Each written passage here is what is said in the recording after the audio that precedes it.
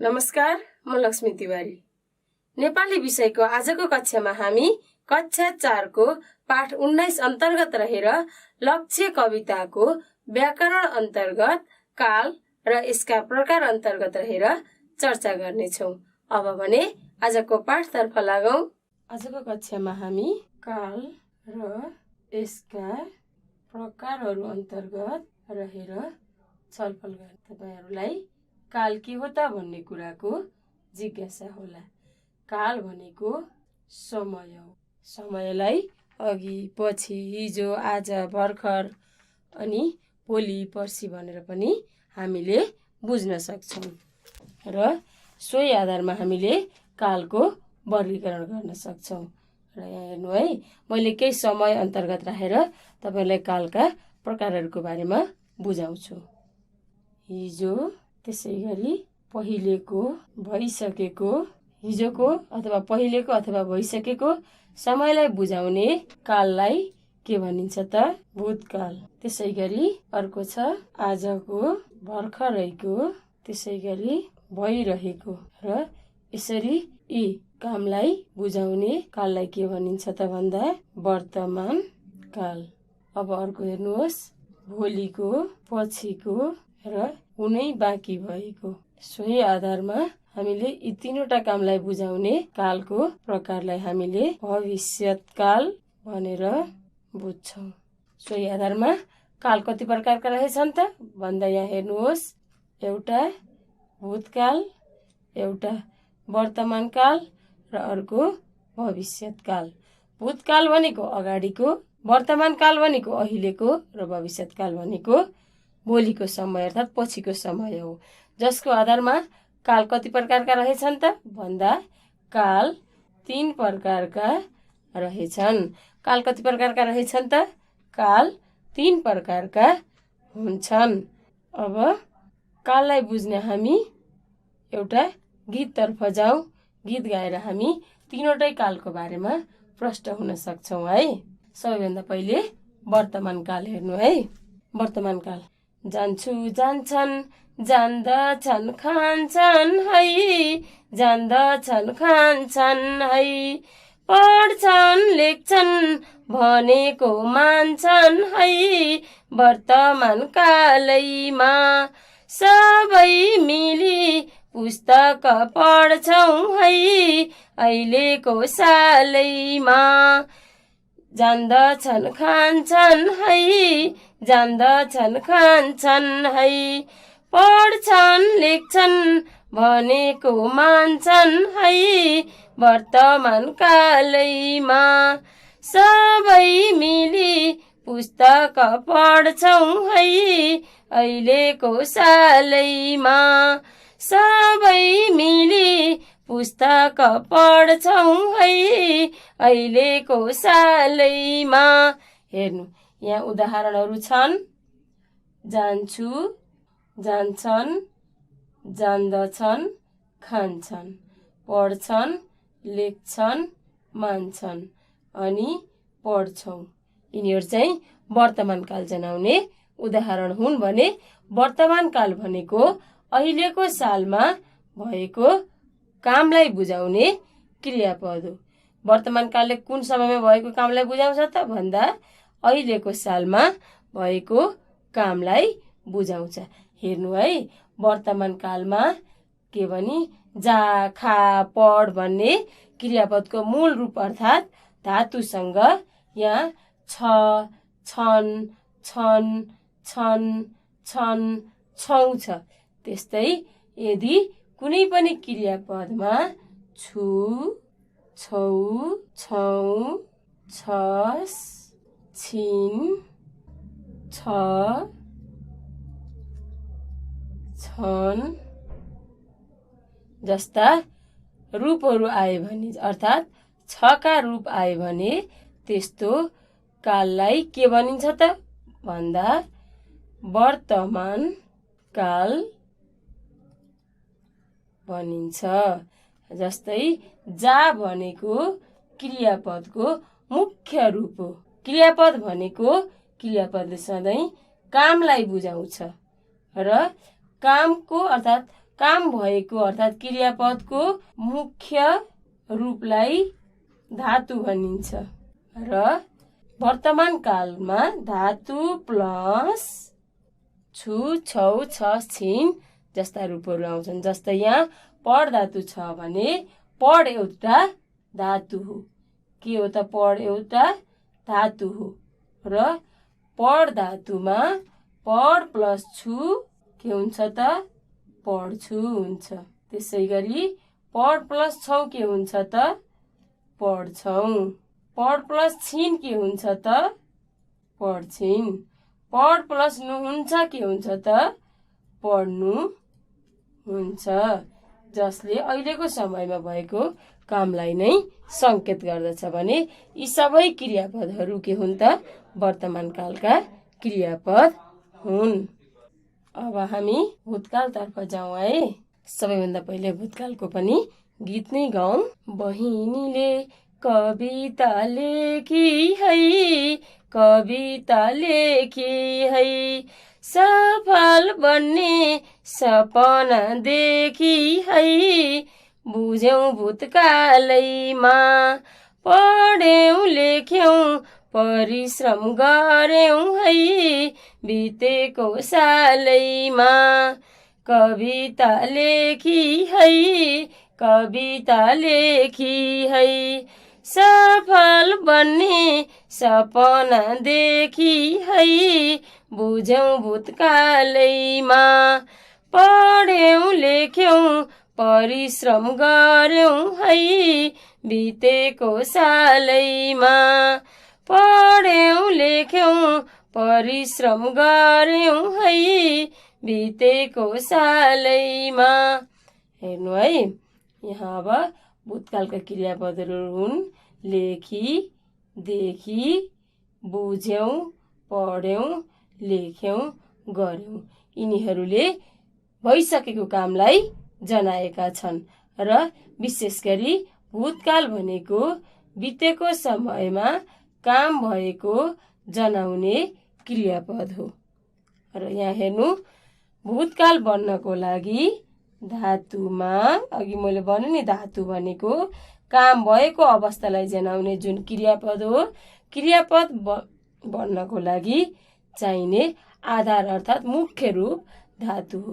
धातुमा यो, यौं, येउ, इ, इस, ए, नु भयो जस्ता प्रत्ययहरू आउँछन्। जस्तै यहाँ मानौँ एउटा खा धातु छ। खाबाट हामीले क्रियापद बनाउनु पर्यो भने खा प्लस यो बनाएर खायो क्रियापद बनाउँछौँ। त्यसै गरी माथिकै रूपमा जाउँ, खा प्लस यौं खायौं हुन्छ।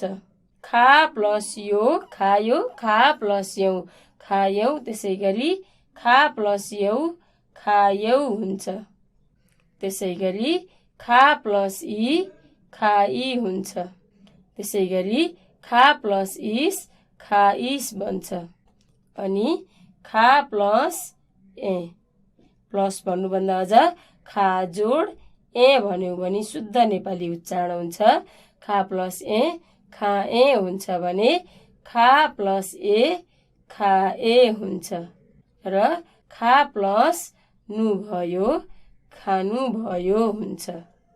हो, भूतकाल जनाउने क्रियापदहरू यिनीहरू नै हुन् र यिनीहरू सबैले बितेको समयमा भएको कामको अवस्थालाई बुझाएका छन्। त्यसैले बितेको समयमा भएको कामको अवस्थालाई जनाउने कालको पक्षलाई के भनिदो रहेछ त? भूतकाल भनिदो रहेछ। अब हामी भविष्यकालतर्फ जाउँ है त। भविष्यकाल, सानो भाइले क ख ग लेख्ने छ, क ख ग लेख्ने छ, मिठा मिठा सपना देख्ने छ, भविष्यकालैमा परिश्रमले लक्ष्यमा पुग्ने छौं, पछिको सालैमा क ख ग लेख्ने छ, क ख ग लेख्ने छ। मिठा मिठा सपना देख्ने छ, भविष्यकालैमा परिश्रमले लक्ष्यमा पुग्ने छौँ, पछिको सालैमा परिश्रमले लक्ष्यमा पुग्ने छौँ, पछिको सालैमा। यहाँ हेर्नु है, भविष्यकाल जनाउने क्रियापद सबैभन्दा पहिले लेख्ने छ, अनि देख्ने छ, पुग्ने छ। यो लेख एउटा धातु हो, त्यसै गरी पुग अर्को धातु हो भने देख अर्को धातु हो। यिनीहरू सबैमा के लागेको छ त? नेछ लागेको छ। नेछ, पुगमा नेछौँ लागेको छ र त्यसै गरी देखमा नेछ लागेको छ।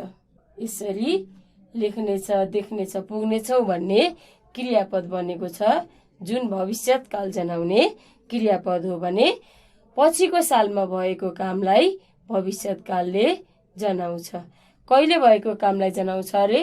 भविष्यकालले पछिको समयमा अर्थात् आउने समयमा काम हुने भनेर बुझाउँछ। केले त?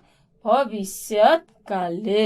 र भविष्यकाल तपाईँले धातु भन्ने त बुझ्नुभयो। धातु भन्ने बुझ्नु भएको छ भने भविष्यकाललाई जनाउनको लागि धातुमा धातु जोड नेछु, नेछौँ, नेछस्, त्यसै गरी नेछिन्, नेछन् आदि जस्ता प्रत्ययहरू आउँछन्। मानौ हामी एउटा धातुबाट यी प्रत्ययहरू राखेर क्रियापद बनाऊ है त। हेर्नु, धातु मानौ यहाँ एउटा पढ धातु छ। यसबाट पढ जोड नेछु के हुन्छ त? पढ्ने छु। पढ जोड नेछौ, पढ्ने छौ। पढ जोड नेछौँ, पढ्ने छौँ। पढ जोड नेछस्, पढ्ने छस्।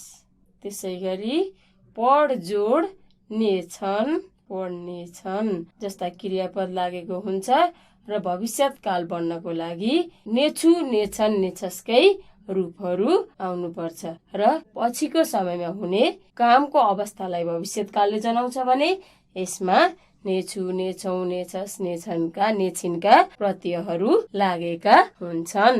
अब हामी तीनवटै काललाई जनाउने एउटा वृक्ष चित्र बनाऊ। त्यहाँ उदाहरणहरू हेरेर पनि कालको बारेमा प्रष्ट हुन सक्छौँ है। अगाडि, बीच, पछाडि। हेर्नु है, अगाडि भएको समय के हो त? अगाडि भएको समय भूत हो। अगाडि भएको समय कुन काल हो रे? भूतकाल हो। त्यसै गरी बीचमा भएको अथवा चलिरहेको समय के हो रे? वर्तमान। र पछि आउने समय कुन हो रे? भविष्यत। पछि आउने समय भविष्यकाल हो। अब भूतकाललाई जनाउने उदाहरणहरू के हुन् यहाँ हेर्नुहोस् है। गयो, गई, जानुभयो, गए, गयौँ, गइस्। यी चाहिँ भूतकाललाई जनाउने उदाहरण हुन्। त्यसै गरी वर्तमान काललाई जनाउने उदाहरणहरू हेर्नुहोस्। जान्छु, जान्छौँ, जान्छस्, जान्छौ, जान्छ। त्यसै गरी जान्छिन् आदरार्थीमा के हुन्छ त? जानुहुन्छ। अब अर्को छ भविष्यकाल। भविष्यकाललाई जनाउने उदाहरणहरू हेर्नुहोस्। जानेछ, जानेछु, जानेछिन्, जानेछौँ, जानुहुनेछ। अनि अर्को छ बहुवचनमा जानेछन्। यहीँबाट बुझ्दा यो याउनु भयो जस्ता रूपहरू आउने यी के हुन् त? भूतकालका रूपहरू हुन्। छका रूप आउने वर्तमान काल अनि नेछका रूप आउने के हुन् त? भविष्यकालका हुन् भने भूतकालले कहिले भएको कामलाई जनाउँछ रे? भूतकालले अगाडि भएको कामलाई जनाउँछ। वर्तमानले कहिले भएको कामलाई जनाउँछ भन्दा अहिले भएको कामलाई। अनि भविष्यकालले कहिले भएको कामलाई जनाउँछ त भन्दा पछिको कामलाई। केलाई जनाउँछ अरे भविष्यकालले पछि भएको कामलाई। हामी आजको कक्षाको अन्तिम चरणमा आइपुगेका छौँ। आजको कक्षामा हामीले भूत, वर्तमान, भविष्यकालको बारेमा चर्चा गर्यौँ, जस अन्तर्गत उदाहरण बुझ्यौँ, परिभाषा बुझ्यौँ, गीत गायौँ र वृक्षचित्रबाट पनि यसको बारेमा प्रष्ट भयौँ, जस अन्तर्गत बितेको समयमा भएको अर्थात् अगाडिको समयमा भएको काम के हो त भूतकाल भनेर बुझ्यौँ, अहिले भएको वर्तमान काल भनेर बुझ्यौँ र पछि हुने चाहिँ भविष्यकाल भनेर बुझ्यौँ। अब म तपाईहरूलाई केही गृह कार्यहरू दिन्छु। यी गृह कार्यहरू गरेमा अझै तपाईँहरू काल र यसका प्रकारहरूको बारेमा प्रष्ट हुनुहुनेछ है। भूतकाल, वर्तमान काल र भविष्यकाललाई चिनाउने 5-5वटा उदाहरण लेख। काल भनेको के हो, काल कति प्रकारका छन् लेख। आजको कक्षा सकिएको छ।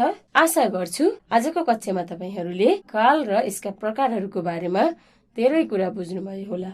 यदि हाम्रो यस कक्षाको बारेमा कुनै जिज्ञासा वा सुझावहरू छन् भने हामीलाई भन्न नभुल्नुहोला। हामी सक्दो सहयोग गर्नेछौँ।